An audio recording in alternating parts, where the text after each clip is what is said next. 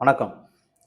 கோவில் கொடியவர்களோட கூடாரமா மாறிடக்கூடாதுன்னு சொன்னவங்க தான், இப்ப பார்த்தீங்கன்னா, கொஞ்சம் கொஞ்சமா கோயிலுடைய நிர்வாகத்த குளறுபடி பண்ணி கிட்டத்தட்ட அது ஒரு கொடியவர்களுடைய கூடாரமா மாத்திக்கிட்டு இருக்காங்க. திருச்செந்தூர் கோவில் நிர்வாக சீர்கேடு பல்வேறு விதமான செய்திகள நம்ம தினமும் செய்திகள்ல பார்த்துக்கிட்டு தான் இருக்கோம். இப்படிப்பட்ட ஒரு சூழ்நிலையில இணை ஆணையர் ஞானசேகரனும், கோவிலோட தக்கர் அருள்முருகன் சமீபத்துல ஒரு அறிக்கை விட்டுருக்காங்க. என்ன அப்படின்னா, பக்தர்கள் விரைவு தரிசனம் பண்றதுக்காக ரூ. 500 வசூலிக்க போறாங்களாம். ஏற்கனவே கோவிலுக்கு வர்றவங்க பாதி பேர் பார்த்தீங்கன்னா, மன கஷ்டத்திலையும், பொருள் கஷ்டத்திலும் தான் இப்ப அதிகப்படியான கூட்டங்கள் கூடிட்டு இருக்கு கோவில்ல.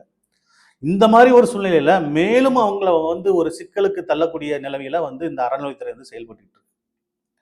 உடனடியாக இந்த முடிவை அறநிலையத்துறை கைவிட்டு, பக்தர்களுக்கு இலவச தரிசனத்த நல்ல முறையில கொண்டு வரணும் அப்படிங்கிறது தான் நாங்க அன்போடு கேட்டுக்கிறோம்.